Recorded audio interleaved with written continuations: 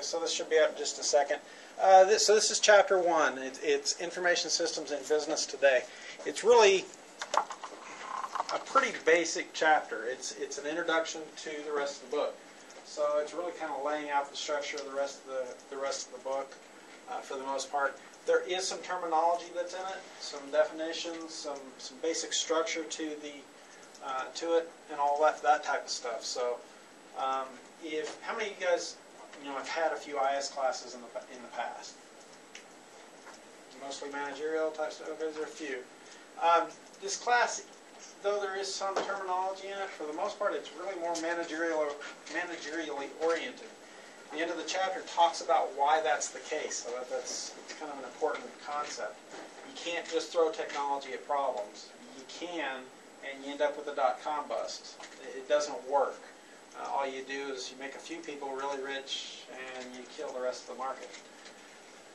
So out of this chapter, understanding the effects of information systems on business and their relationships to globalization. So the chapter talks a lot about globalization, how businesses interrelate with each other, how technology helps them to do that on a global scale. Explain why information systems are so essential in business today. We'll talk about defining an information system. Who knows what an information system is? Anybody? Anybody? Okay, we'll talk about that a little bit more when we get to it. We'll describe its management, organization, and technology components. So most people, when they hear information system, they think information technology. They're not the same thing. And we'll talk about that a little bit. You should be able to define complementary assets and explain how they ensure that information systems provide genuine value to an organization. One of the problems with the dot-com bust, one of the things that happened, we didn't think about complementary assets really. We thought if you just spent a lot of money on tech stuff, you'd make a lot of money. If you put .com at the end of your name, you were golden. It didn't work out that way. Describe the different academic disciplines used to study information systems and explain how each contributes to our understanding of it. We'll talk about that a little bit towards the end of the chapter. That's what it talks about. What you'll find out is there is no expert. When you go and you talk to an IS expert, or you see on TV or you hear on the radio that they're talking to a computer expert, that's BS. There is no expert. They may know a lot about one thing in information systems. It's such a broad field, there is no way you can understand everything. So just because you're talking to a computer expert doesn't mean that they know anything about what you need help with, including me. I just don't. I know what I know, and that's it. Explain what is meant by a socio-technical systems perspective. So we'll talk about that. It's really kind of a combination of the technology side and the social side of things. So how many people have read the chapter? Let's do this. How many people have not read the chapter? Everybody, pretty much. Okay. I like doing it that way rather than... So, anyway, it starts out with a kind of a case about the New York Yankees. A lot like Jerry Jones, they just built a brand new stadium. I have a sister. She's a lawyer, and she works in Manhattan. Great for her. Unfortunately, she invited my daughter up to New York as a graduation present, show her around New York, all that kind of stuff. She brought me back a Yankees jersey, and I had to wear it. I'm a Texas Rangers fan. That's not fair. But the chapter starts out talking about the Yankees. So, it's like, man, do we really have to talk about it then? We could have talked about Cowboy Stadium. Would have made my life a lot more enjoyable. Anyway, they talk about the issue of money, because that's what it all boils down to. Everybody, all these corporations talk about going green. The video that we watched talk about going green. There is green involved. The green is money, and that's what this is talking about. The fact is we only have so many dollars to spend. No matter what we do, if we want to entertain ourselves, we've only got so many dollars we can spend. We can't go to a Rangers game or a Yankees game or a Cowboys game all the time. We've got other places to spend money. Gaming systems. We want to play Mortal Kombat. We want to go to a theater. We want to go see movies. We want to pay for Netflix. We only have so much time. We only have so much money. One of the things that the Yankees identified is we've got to capture more of that market. We're losing our entertainment dollars to other things. We're competing against not just other baseball teams, but other forms of entertainment. So they decided when they built this new stadium, we want to incorporate a lot of technology, things to engage the people as they're coming in, our customers as they're coming in, to give them more entertainment, to engage them more, to get them to buy in and be more entertained when they're here, so that they'll want to come back, so that they'll talk to their peers and get their peers to come back. So that's what they did. They invested heavily. They got displays everywhere. You can go to the bathroom, you can go to the concessions, you can do all these various things and know what's going on the field. You're not going to miss what's going on. They'll have stats. They'll have updates. They'll have, as the game's ending, they'll have the quickest routes out, with traffic updates and things like that. So it's a way for them to use technology as a way to try to engage their customers and make their customers' experiences a little bit richer, so that hopefully instead of going to a hockey game or some other form of entertainment, that they'll think about coming back to the Yankees or the Rangers. So the role of information systems in business today. How information systems are transforming business. We talk about wireless technology and websites.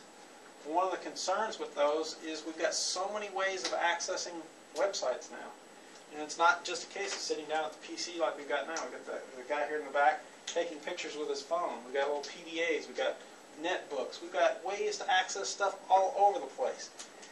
The problem with that is the displays are different sizes. Our bandwidths are different from one phone to a PDA to a laptop. The speed with which we can get information is different. Typing information in is different. So you can't have the same website, all the same content from one medium to the next. So those are some of the problems. But on the plus side, these Web 2.0 technologies allow you to reach customers in new ways. It allows you to reach them in the middle of nowhere. It allows you to reach them in the middle of the night. So everybody else has gone home. You can still do business with people. Cloud computing, mobile digital platform allow more distributed work and decision-making and collaboration. You can have people all over the world working on a project 24 hours a day, 7 days a week. Somebody's open somewhere. So if you've got facilities in the U.S. and in India and in China and in Germany, you can be working on a problem all the time. You never have to shut down.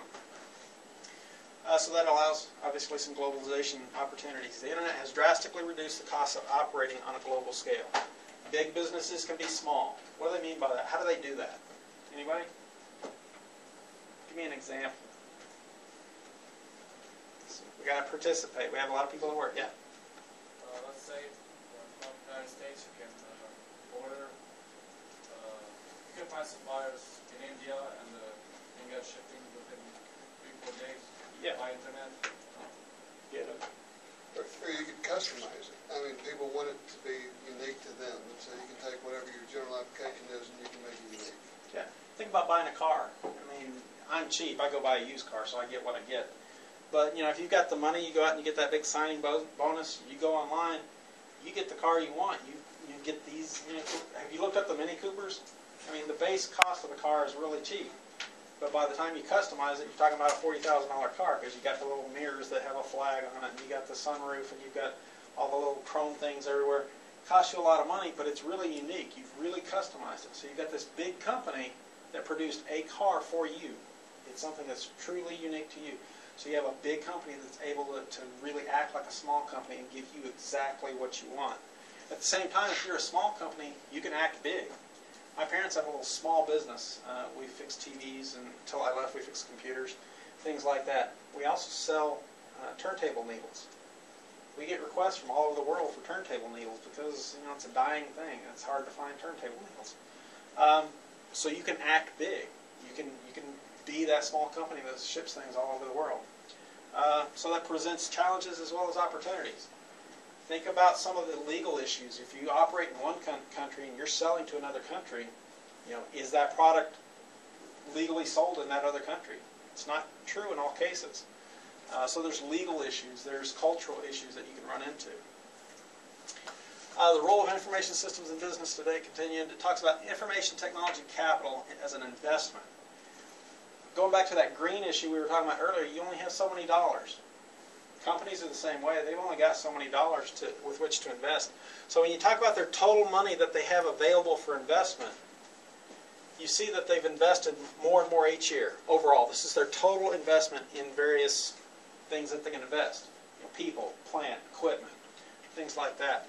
What you see, though, is in about 1981, of their total investment, about 30% of that, of their total investment dollars, was spent on IT. Both of them have risen steadily for the most part. You see a couple of dips in total capital investment, but IT, for the most part, has gone up every year. It's a little flat in there. .com bust, it leveled off a little bit. Total investment dropped. Now, half of our capital investment is in IT. We spend money on IT. Why? It's like that guy said in the video. It allows them to generate more revenue, to make more money. It allows them to cut costs, or it allows them to comply with government regulations. You've got to have it. In the emerging fully digital firm, significant business relationships are digitally enabled and mediated. What we're talking about there is people want to go online, because if we can successfully do that, we can create business rules, or we can translate business rules into a digital environment. Once we can do that, that means any of those regulations that the government requires of us, things like compliance with Sarbanes-Oxley, we can code that into our business rules so that it has to be complied with. That's when you're trying to make the computer do something that it won't do. You go to this website and you don't fit any of the categories. It's probably because there's a business rule somewhere that says you can't not fit there. You have to be in one of these categories for us to be able to comply with the law. That's what that really is. Core business processes are accomplished through digital networks. Key corporate assets are managed digitally. So we assign hours. Our employees are going to work these shifts. They're going to get this pay. I can log in. I can look at my benefits. I can change my benefits. I can change how many deductions, all through the ERP system here at Tarleton. I can do all that myself. I don't have to go over to HR and talk to them. I don't have to sit down or make an appointment. We can all handle that because the business rules have been coded in there, and they allow me access to it. Digital firms offer greater flexibility in organization and management, things like time shifting and space shifting. It's the ability to be able to, again, operate around the world 24 hours a day, 7 days a week. One of the things you probably notice, anybody ever call Tech Assist? You get a hold of somebody you can't understand? It's a problem. It's one of the things you really kind of have to watch out for with this issue. You start talking about other cultures, you can't necessarily understand it. You see a lot of support calls that go to India. Why? Because they speak English. It works very, very well in some cases. The real issue is being able to strategically place these things around the world to be able to support those issues of space shifting and time shifting, so that if somebody does call for Tech Assist at 4 in the morning, there's somebody overseas somewhere that speaks your language that tries to help you out, and they're up, they're awake, they're able to take your call because they're in a different part of the world. Then they kind of have a couple of sections in the chapter, throughout the text, these various chapters that kind of go off to a side topic. And this particular one talks about MIS in your pocket. And they talk about these little handheld devices. Your cell phones today, which are mini computers, your little PDAs and things like that, little netbooks, and all those types of things. They give you a lot of advantages, but there's some disadvantages also. We talked about those already a little bit. The display sizes are different. Well, what if you're trying to show a movie on a little bitty thing? I don't know about you, but I wear glasses. I can't see like I used to be able to. So there's that issue. I don't have a full-size keyboard either. What if you're trying to type in an order?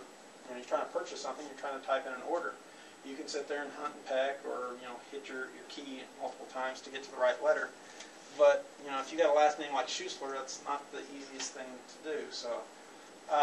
So those are certainly some of the issues, but the advantage side of things is you get to make that sale 24 hours a day, 7 days a week. You can go home and your website's still making you money. This is a big plus. What features are needed in a mobile to make it a business solution? What features are needed in a mobile to make it a business solution? Things like being able to track a customer from one web page to another. Being able to take payment. Just because you can get all their order information, if you can't get their credit card number in a secure fashion, if you can't secure that transmission, I don't know about you, I don't want to type in my credit card number and send it across an open connection. So things like security you have to be concerned about. What business functions can be performed by using handhelds alone? How have other companies utilized handhelds? There's the example in the book talking about UPS. These little handheld computers that go around allow them to quickly and efficiently track devices or track packages. They drop off a package, they scan it, they have it signed for. Within I think it said on average within 60 seconds that information is uploaded to the web servers so somebody can verify delivery. Yes? I just did it recently, and I saw the guy come to my door, and then he dropped it off, and within 60 seconds I had a text thing where it sent me automatically and sent me the text that was at my door. Yeah, and it hasn't always been that way. I mean, it just hasn't. You used to get stuff that was dropped off at other places and stuff like that, and trying to find it usually took days. It was a real problem. Technology allows you to really kind of track things down quickly now. Although I will say, we had a package dropped off the other day. They dropped it off at our house. They knocked on the door, we answered, and they were dropping off a package for us, but they thought it was for our neighbor. It just happened that they stopped at our address rather than the neighbor. Then fortunately the neighbor didn't answer the door. That's why they were leaving it with us. I don't know how that happened. Role of information systems in business today. Growing interdependence between the ability to use information technology and the ability to implement corporate strategies and achieve corporate goals. I've got 6 basic strategic business objectives, because that's what IT is about, or information systems is about. It's achieving those strategic objectives. In fact, there's a lot of papers, academic papers, that are written on this idea of whether or not we should formulate business strategies first and then go find information systems to support those business strategies, or if we should implement, or if we should do it the other way around, or if we should marry the two together.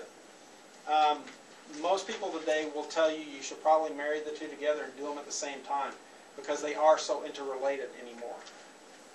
IS systems, or information systems, really are starting to form the organizational backbones of businesses. In a lot of cases, their functions simply don't exist in the traditional concept of business anymore. They're all done online. They're all done virtually anymore. You have an organization that manufactures something, but they have no plant to manufacture anything. It's all outsourced. So, like I said, there is some disagreement or some differing opinions on how, the cart and the horse, which one comes first. I think the consensus for the most part is you should do these things together as far as strategic planning and information systems planning. With those 6 strategic business objectives, operational excellence, you just want to be good at what you do. New products and services and business models, technology allows you to do that. We're going to go through each one of these in a little bit more detail here in a second. Customer and supplier intimacy, improved decision making, competitive advantage, and survival. This 5th one here is kind of interesting as well, competitive advantage. Some people would suggest that information systems don't really give you much of a competitive advantage. We'll talk about that a little bit more when we get to that point. Operational excellence, improve efficiency to attain higher profitability. Walmart is a great example of this. They don't talk about it from the same perspective that I'm familiar with in the book, but everybody's familiar with Walmart and their implementation of RFID. Everybody's heard something about that or knows something about it. Who does not know what RFID is? Okay. RFID is barcodes on steroids. It does not require line of sight on scanning, so you don't have to have a scanner to physically go scan it. Unlike a barcode, say for a laser pointer and clicker, a barcode it's not going to matter for this particular model. The barcode is going to be exactly the same on every one that's just like this. The barcode is going to be exactly the same. With RFID tags, the RFID tag is unique to every single one that's sold. This gives you some flexibility. When somebody sells something, let's say, remember a few years ago when there was dog food that was being sold out of Walmart that was tainted. It was coming from China, and it was tainted, and it was killing dogs. It was causing liver problems. It was killing dogs. One of the things they could have done with RFID technology, had that been completely implemented at that point, is were they able to identify the specific run. They could have pulled just the bags of dog food that were shipped that were tainted, because they could identify each bag uniquely, rather than just an entire series. So they could have saved quite a bit of money just by being able to do that. Another thing is you can read things at a distance. And so you've got an entire pallet full of product. You can walk up with a gun, scan it, and instantly know everything that's on that pallet. Because it's RFID, it's going to read that tag that's on each individual product. So it's a big plus for somebody like Walmart. It allows them to very quickly and very efficiently replenish their shelves. So the linkages of their systems, when they sell a product at a store, that is instantaneously sent back to their cross docks. Who's heard of a cross dock? A couple of people. A cross dock's kind of like a warehouse, except they don't really store stuff. Stuff gets dropped off and shipped really quickly. That's how Walmart operates. And a few years ago, there was a big push by Walmart to go to that system, to implement RFID. It was painful for their suppliers at first, but they've worked out a lot of the bugs, and they operate very efficiently now. They make those sales at the store almost instantaneously. They know back at the cross docks that store, this truck going to that store needs a replacement item for that particular product sold. So they get that stuff back on the shelves very, very quickly. Yes? We're actually forcing that technology on suppliers further up the supply chain. They absolutely do. To implement this kind of technology, this is where my doctorate minor comes into it. It was in logistics. One of the things, you want to have no inventory. If you can run no inventory, you don't have to pay for storage. You don't have to pay for insurance on this. You don't have out-of-pocket expense on product either. You have to be able to do something like this. You have to have a big player somewhere in the value chain, somewhere in the supply chain, to be able to implement this, to be able to do the coordination. Walmart's that player. They can force their suppliers to do stuff like that. It's painful on suppliers. It absolutely is. They don't want to do it if they don't have to. It costs them money. They have to learn things. They have to do things that they're not used to doing. Another big player in doing something like that is the Air Force. Air Force is really big into logistics. They've got to get stuff from point A to point B. It doesn't do any good to ship food to Afghanistan when they really need bullets at a particular point. I mean, you don't throw cans of sea rations at somebody. It doesn't work that way. So you've got to be good at logistics if you're in the Air Force. When I was going to school, there were a number of Air Force officers that were in the program as well. New products, services, and business models. Technology allows you to do a lot. You have to stay current. You have to be able to anticipate things going on. They talk about iTunes down here. The example I immediately thought of when I was reading this section of the book was somebody like Netflix. Netflix versus Blockbuster. Back in the early to mid-90s, Blockbuster was really big. They were sponsoring bowl games, college bowl games. They were into everything. They were making a lot of money, hand over fist. They were very innovative at the time. Why they didn't see the handwriting on the wall, I have no idea, but they didn't. Netflix, I would argue, started out with a bad business model. They wanted to ship DVDs through the mail, or tapes through the mail. That's crazy. The postage alone is going to eat them alive. Never worked. Then the internet and broadband really start to take off. Now, where's Netflix and where's Blockbuster? Well, Blockbuster just came out of bankruptcy. We'll see how that works. I think they may be too far gone. Maybe they somehow stay afloat. I'm not sure. Netflix, they're really in pretty good shape. I still don't know how they make money on the mail side of things, but being able to stream TV programs, movies, all that type of stuff, you can't beat it. When I was in eastern New Mexico, I said there's nothing there. There's not internet there hardly at all either, or cable. But I could use Netflix and get a few things that way. It was much better than the cable system there. So, customer and supplier intimacy. Serving customers well leads to customers returning, which raises revenues and profits. The idea of being able to provide services to your customers, letting them check on product status, letting them customize their products, customizing that car so that you get exactly what you want, giving customers lots of control over their ordering process or their ability to control their information, things like that, gets customers to come back. Think about Amazon.com. You get to log in, you place orders, and they start to give you feedback about customers that bought this book or that product also bought this and that. Are you interested? They don't force it on you. They just simply show it on the page, and you have the option of drilling down further or not. Same thing with Netflix. You watch a few movies, it starts to build a profile of you and says, okay, based on your liking of the Three Stooges and British comedies, you should go check out this program.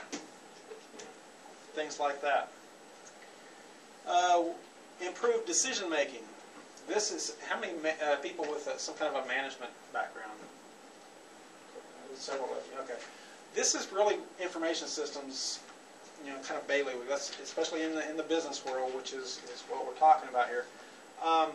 In the management world, traditionally your problem was you had to make decisions.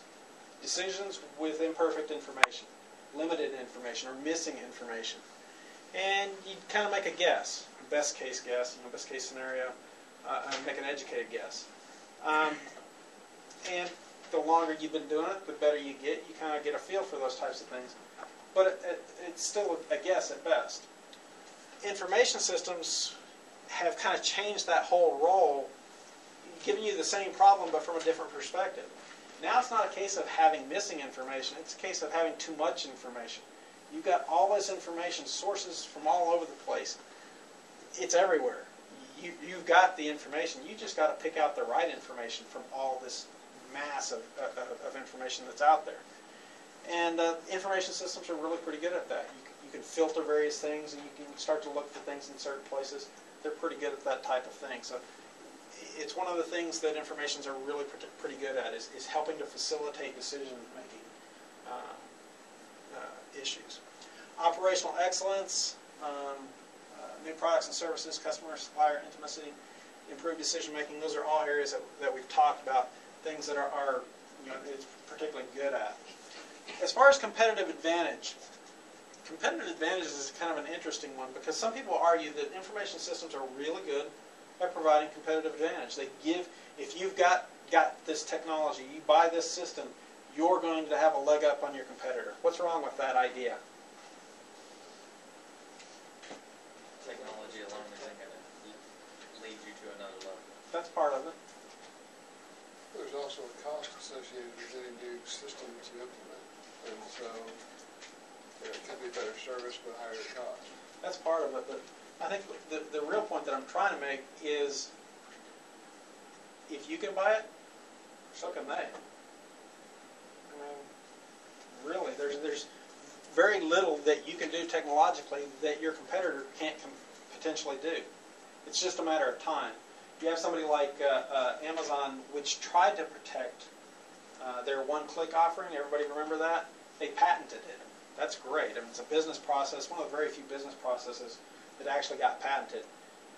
Very interesting that they did that. The bad thing about patenting something like that is you give away your secret. You're telling the government this is how we did it. Now, on the plus side of them, as fast as technology changes, once that patent expires, it's not a big deal. Things will be so far past that it doesn't really matter. But the real issue is the speed of change. People figure out other ways to do the same thing, to mimic you in other ways. And so anything that you can do technologically, your peers really have the ability to do pretty much the same thing. And as fast as things change, it doesn't usually take them all that long to do it either. So it's hard to build a competitive advantage over your peers directly from technology. Now, indirectly, you can a little bit. Indirectly, by being a first mover, by being somebody that goes out there and develops one-click, or does something like Apple did with iTunes, you become the name for that particular type of service. Somebody that gives you that type of product or service or whatever. People automatically think of you. They want to come to you because you're the one that started it all. You're the one that's been doing it longer, does it better than everybody else. So even though people can implement you, or mimic you, they can't necessarily take advantage of that first mover advantage. They can't capture that. But directly, technology doesn't give you a real sustainable competitive advantage. It's something you constantly have to reinvest in technology, and that's why you see that growing trend or continuing trend of investments in IT and information systems continuing to rise as a percentage of total investments. Survival is another one. Information technologies as a necessity of business. you don't want to implement a new system, you know, especially older businesses. They've been around a long time. They've done business a particular way for a very long time. They don't want to change. It's worked in the past, you know, not using email or not having a website. Why implement change? Well, because all their competitors are. If they don't, they're going to go out of business. So it's not a case of wanting to implement systems or develop systems or change. It's a case of if they don't, they're just going to get pounded out of business. The example they use in the text, they talk about the Citibank and their use of ATM machines. It was an easy way for customers to do banking 24 hours a day, 7 days a week, without a teller. You didn't have to pay a teller to be there. It reduced their costs. It gave more customer service to their customers. It was a win-win for the bank and for the customers. Other banks had to implement automated teller machines. It wasn't a case of not wanting to. They simply had to be able to keep up. So this kind of gives you an idea of how that might relate, the idea of business strategies and information systems, how you might combine those.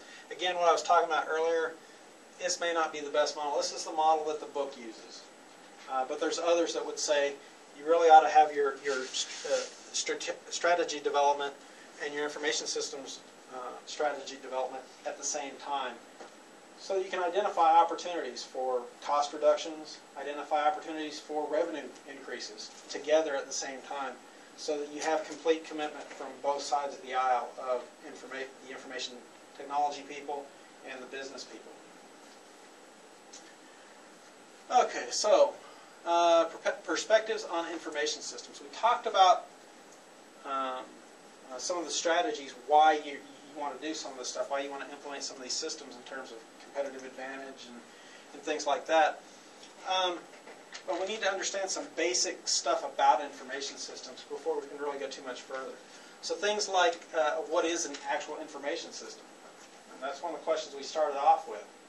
It's really pretty, they kind of flower it up, I guess would be a good way of putting it, more than it really should be. It's really pretty simple. There's 5 components to an information system.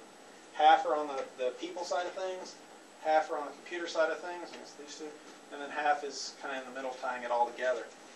On the people side of things, we have people, that's us, and procedures, things that we do. What did you do when you came in?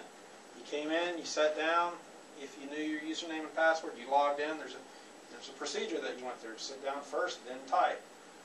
Or, you know, sit on the floor and the things are out of order then. No, you sit in the chair, you type in your username and password, everything works, you bring up a web page, you go to Blackboard. That's the procedure that you go through. What happens if you try to go to Blackboard before you log into the computer? Can't get there. It doesn't work. You broke the procedure. On the other side of things, you have hardware and software. The hardware is obviously the computer in front of you. It's the thing you can grab, the thing you can touch, the thing you can spill your drink in, because you're not supposed to bring drinks in here. Sorry. That's the stuff that you can touch. You know, it's hardware, something physical. Software, so it's kind of relative to you. Hardware kind of relates to you as an individual. Software kind of relates to those procedures. Those are the instructions for the computer. It tells the computer when you click on Internet Explorer to bring up the browser. That's what you've told it to do. That's what the software says to do. So software is the stuff that you're using it for. What ties it all together is data. And in the business world, data is everything. Not in and of itself, it's what you can do with data. But data is everything. So that leads to this next bit of information down here, or next bullet point, information versus data. Obviously, you got these little definitions here. Anybody want to explain the difference between the two? Or give me some kind of an explanation or description?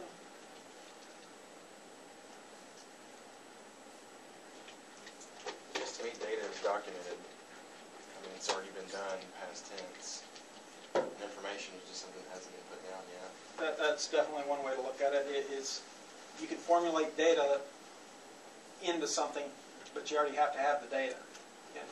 Information is usable. Data can just be a string of numbers and totally useless. That's another way to look at it as well. I've seen some people that talk about data, that information is, it's not information until it becomes usable. And some people will define it that way. There was something in the back, somebody? No? data is really, it is raw facts. It's unorganized. It doesn't mean anything. So let's say, for example, I take, what's your first name? Jeff. And your first name? And your first name? James. Okay. Means nothing. I've got 3 first names. If I combine that with your student ID, I combine that with CIS 511, I combine that with section 030, meets in COB 206 from 6 to 9 on Tuesday night. Now we're starting to add some structure to that data. We're starting to get information. It's not until we combine data with other data into some kind of meaningful form that it actually becomes information. So that perspective, that idea that we have data up front, we've got to have data to get to information. Data's already got to be there. We don't have information until after the fact. We ask that question and get the answer. So you might look at it like this. They kind of go through an example of a purchase of some kind, and you see the number and a name of something and what looks like a price, but until you actually combine it in the information system and get some kind of output, you don't know what that is. Is it an inventory list? Is it a receipt? Is it a sales total? You really don't know. But over here you can kind of see that they've combined it with other things to give you some information. 3 activities of information systems produce information organizations need. Basically through this process of input, process, output. It's the IPO model is the easy way to remember. IPO, not public offering. But the IPO model, input, processing, and output. Depending on the textbook that you read, some of them will extend that model to include things like communications or networks and storage. So some people will extend that model. But at its base, it always includes input, processing, and output. We've got to have a way to capture that data, that raw data, that those first names, last names, classrooms, and all those types of things. We've got to have a way to capture that. Whether it's you going to the website and typing in information, registering for classes, things like that, we've got to have a way to capture that information. We've got to have a way to process it. So we've got to have the hardware and the software that are able to process that information, to put it into some kind of meaningful form. And then we've got to have a way to get that information back out. How do we normally do that? It's a simple answer. That's not a trick question.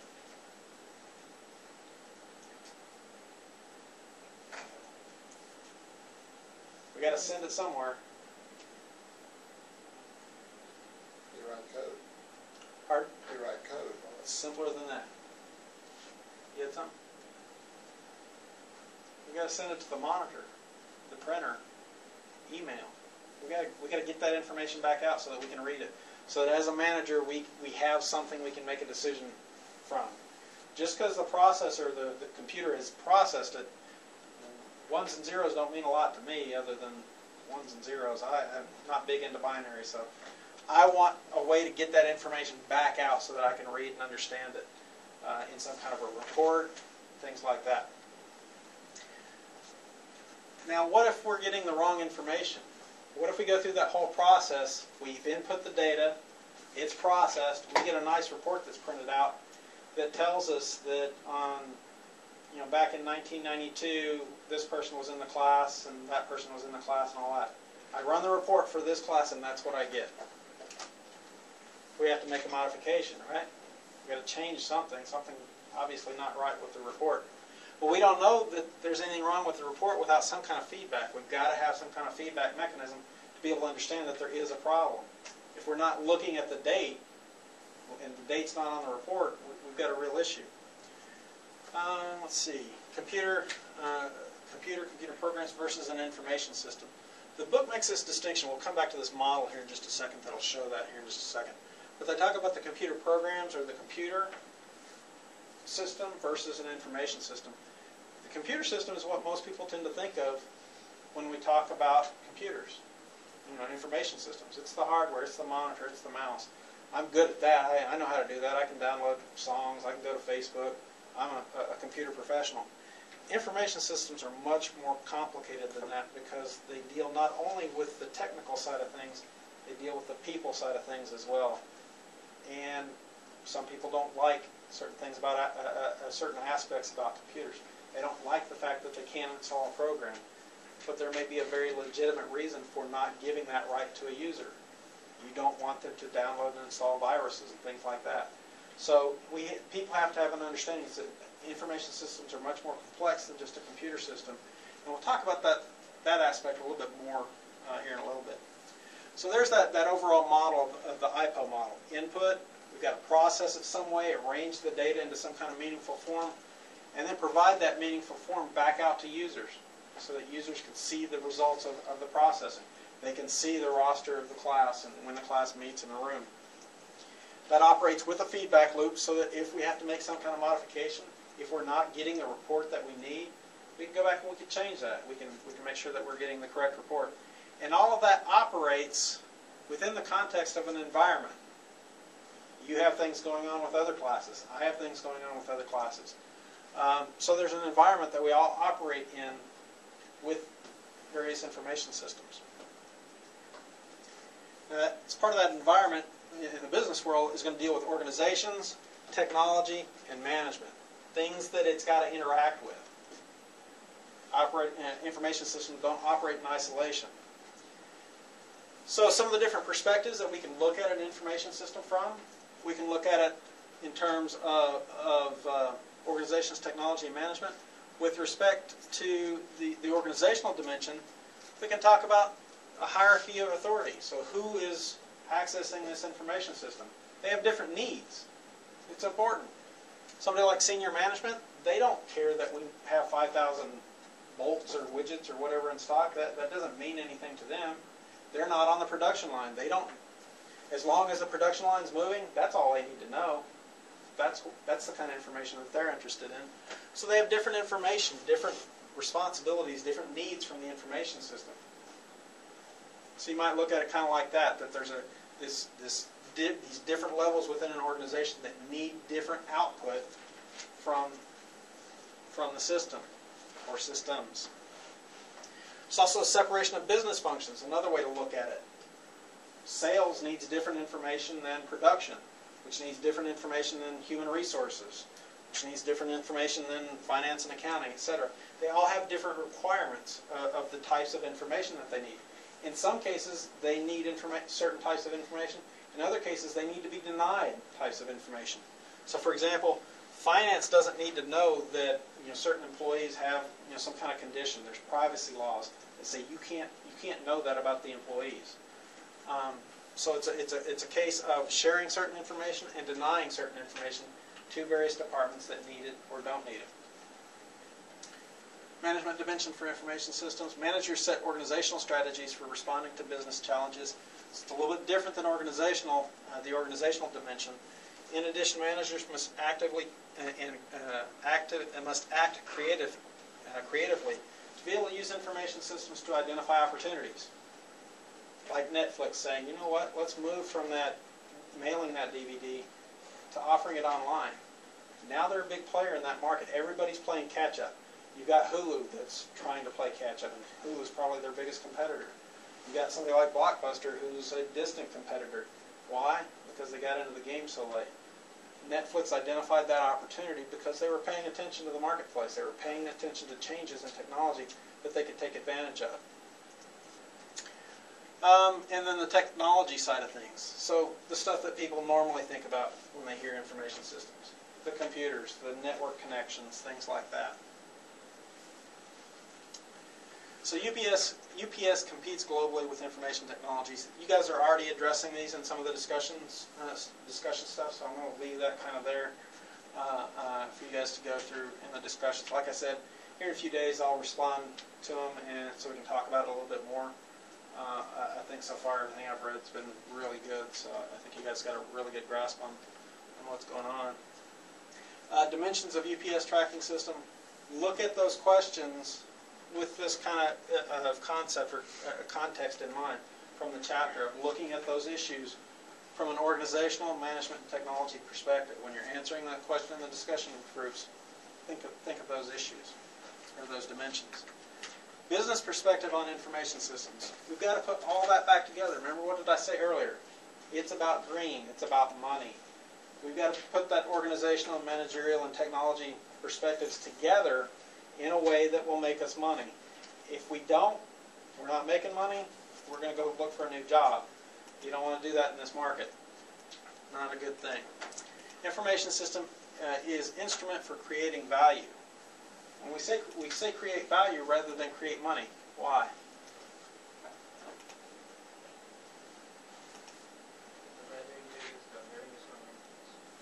Speak up. The values are like the service quality and everything increases, the revenue is going. Yeah, there's a lot of different ways to provide value. Raising your revenue is great. That's true. You can make more money that way. If you can reduce costs, if you can provide additional value so that customers come back and buy more from you, those are all good things. So technology can be applied in a number of different ways. It's not just about making money. It's about saving money. It's about complying with government regulation. It's about providing more service cheaper than your competitors. Investments in information technology will result in superior returns. So productivity increases, revenue increases, superior long-term strategic positioning. They should have said may, because that's what they thought in the dot-com era too. Throw money at it, buy technology, you will make money. Yeah, well, we saw what happened. Anybody not remember the dot-com bust or not know about it? Okay. Business information value chain. It's the same concept as a supply chain. You've got to, as data or information is moving, you've got to be providing value. If you're not, it's a cost center. It's losing money. You've got to figure out a better way to do it. Raw data acquired and transformed through stages that add value to that information. Add value by getting rid of bad records, changing the format so that it's more readable, things like that. You've got to add value to it in some way. Value of information system determined in part by the extent to which it leads to better decisions, greater efficiency, and higher profits. Has everybody heard of a data mart or data mining, those types of concepts? They're basically, let's say a data mart is something where you might be able to go out and you acquire information from your sales. You sell so many products, certain days of the week, at certain times of the day. That gives, as somebody that's in sales, it gives you a lot of information.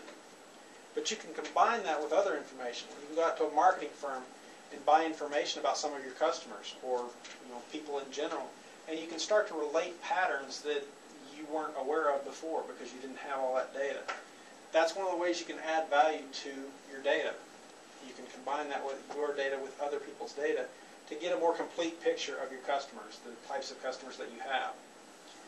From a business perspective, it calls attention to organizational and managerial nature of information systems. So if you take a look at it, it might look something like that. So you've got to go through that process of collecting data, of cleansing your data, organizing your data so that it can become information, so that you can start to ask questions of your data and get meaningful answers.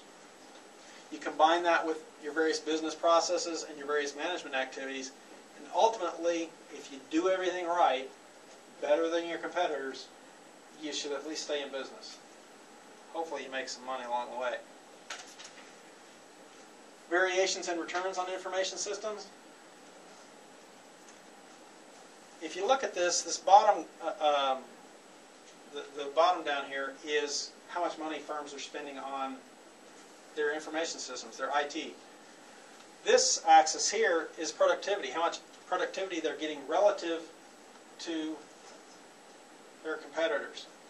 So you can see the line here is the average, thrown in the middle of the scatter plot there. These are the people over here that are spending the most and getting the most benefit. What quadrant do you want to be in? You got 1, 2, 3, and 4. What quadrant would you want to be in? I'd want to be in 1. I mean, you can make an argument for 2 for these, at least for these two companies here. Really, you can make an argument for being above the line. As long as you're above the line, you're in decent shape. I personally would want to be in 1. I'm risk averse. Spend less money, get a lot of, bang for the buck. That's what I would like. But things worked out pretty good for these two companies too. They spent the most. Well, they spent a lot. They didn't spend the most, but they got a lot too. You want to be as far away and as far above that line as you can be. So these are the ones that lost money. These are the ones I feel sorry for. Ones that spent a lot of money and got bad results. So you can't just throw money at the problem. If you could, we'd have a great educational system. Investing in information technology does not guarantee good returns. You've got to be smart about it. You've got to invest in the right technologies. You've got to combine it with the right people and the right procedures. And all that. We'll talk about that a little bit more in just a second. Considerable variation in return firms receive from system investments. So just because you invest in technology doesn't guarantee you're going to get those returns. Some of those factors: adopting the right business model. When we talk about a business model, it's how are you going to go about selling your product, your good or your service.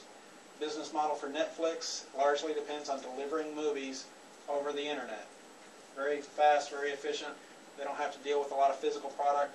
The other component, if you will, of their business model involves mailing DVDs. What's a big advantage to that? You think they have a warehouse in Manhattan or in the middle of Arizona? I'm guessing it's probably the middle of Arizona. Cost is a lot less. It doesn't matter where their warehouse is. It should be in the cheapest place they can find it. There used to be a commercial for that here several years ago. Some firm that was located in the middle of nowhere. Because it doesn't matter. If things are online, it doesn't matter where you are. The video earlier put up stuff in the middle of Iceland, or northern Iceland, and because it's data that's provided across the internet, it doesn't matter where you are. So you want to locate where land is cheap.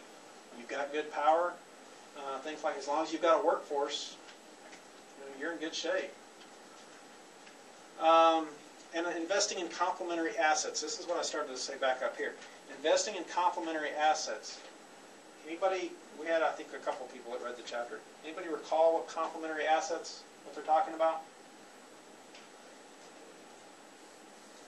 Let's say you're a firm and you're friends with Larry Ellison. Anybody know who Larry Ellison is? He's a billionaire that owns Oracle. Larry Ellison's a weird guy, but maybe you're friends with him. And he decides, you're such good friends, he's going to give you a good deal on Oracle databases. And so you're going to get a good deal on it. So you go out and you make that deal. And you go back to the office, because you're the boss, you get to do stuff like that. You go back to the office and you go to your IT guys and say, look, I bought you all these licenses, all this software for Oracle software. And your IT guy tells you that's great, but the only people that we have understand Microsoft SQL Server. They don't. They're not familiar with Oracle. They're going to have to learn Oracle, or you're going to have to lay them off or reassign them and hire a bunch of Oracle guys. Did you save money? Did you lose money? Was it a smart decision? Well, you made Larry very happy, so I guess that's all good. So that's what they're talking about when they say complementary assets. Assets that work with things that you've already got. You can't just make those decisions in isolation. You can't just buy Oracle software without understanding that you've got to have the people with that. You've got to have the facilities. You bought all this software. What if you don't have any servers to put it on? You've got to buy servers now too. So you can't make these decisions in isolation. So complementary assets. Assets required to derive value from a primary investment. You need more databases? That's fine. Make that decision in conjunction with the people that you have, the hardware that you have, things like that. Firms supporting technology investments with investments in complementary assets receive superior returns. When you make those decisions together, and this goes back to systems thinking. Systems thinking says that you don't optimize an individual part. It doesn't make sense. If you optimize individual parts of a system, you sub-optimize the system as a whole. It's just systems theory. It's the same thing that you see in supply chain management theory. That in supply chain, if you have every firm looking out for itself, they're all sub-optimizing the entire supply chain. To drive down costs, you have to optimize the entire system as a whole. Usually that means that one or two players loses out, so you have to have partners cooperating together so that they don't lose out completely and fall out, but that's a different issue. Invest in technology and the people to make it work properly. You just have to. It's complementary assets. Again, if they don't know Oracle, it really doesn't matter what kind of deal you got on it. Complementary assets include organizational assets. Organizational assets, things that are appropriate to the business model. So again, if you're Netflix and you're trying to move everything into the online world, you want to buy a bunch of mail trucks? That doesn't make sense. Efficient business processes, so the ability to collect money quickly, the IT infrastructure to be able to deliver those movies quickly. Managerial assets, incentives for management, innovation, teamwork and collaborative work environments. Social assets, the internet and telecommunications infrastructure, and technology standards. So when you put it all together, contemporary approaches to information systems, this is what I was talking about earlier when I said that there is no such thing as an expert in information systems. The backgrounds are too diverse. There just can't be. I mean, I'm, with the exception of my logistics background, operations research does not interest me at all.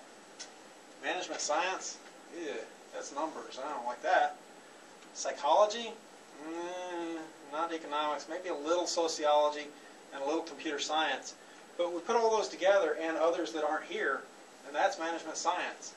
There's a professor that I had at the University of North Texas who has 2 PhDs, and he's in information systems. One of his PhDs is in information systems. The other one is in archaeology. He's a better archaeologist than he is an IS professor. He can tell you about the history of technology adoption. He teaches an incredible class on emerging technologies. Goes back, centuries and talks about technological improvements and how technology evolves over time. It's a very, very, very interesting class. He can't install an operating system. I find it very hard to call somebody an IS expert that can't install, an operating system, but he can. But he is an IS expert. He's a very brilliant guy. In general, there's a couple of different approaches. You look at that, you kind of see that they're kind of color-coded. You see this side, the technical approach, and the behavioral approaches. The technical approach is what most people think of when they talk about computers.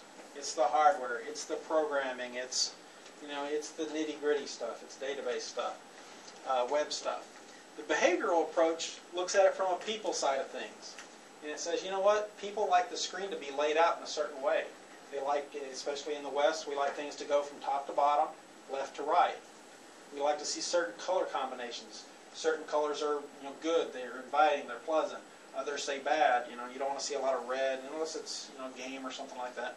There's certain colors you want to avoid, certain colors you want to accentuate, depending on the message that you're trying to send.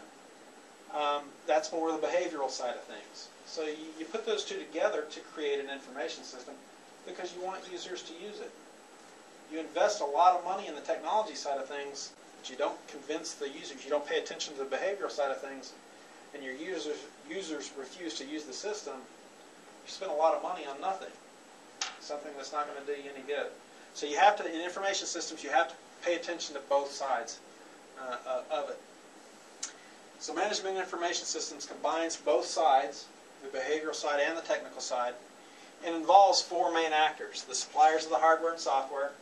As managers, you guys are going to have to go out there and talk to people.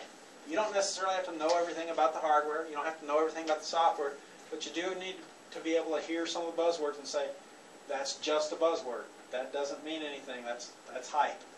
Versus being able to ask some of the real questions that are going to get you down to getting the product that you and your users will use. Business firms are another player. Those are the people that you work for. If you own your own business, great. I hear, especially from undergraduate students, say, I don't need to know this stuff. I'll just hire people to do that. Well, go back and look at the syllabus and look at the average salary of some of those IS professionals. You're going to have a very successful business if those are the people you're hiring because they cost a lot of money. Managers, employees, firms, environment, where they operate in, the industry that they're in, the legal environment, things like that. So the approach that this book takes is a socio-technical view. The idea that we interact with technology and technology interacts with us. We change technology to suit our needs, and technology changes our needs. It changes the way we behave. Cell phones and taking pictures in class and stuff like that. Not picking on you, just it's a good example. So, a graphical way of looking at that. I don't know that it says all that much, but they included it in the book. And that is it for that chapter. Any questions over chapter 1?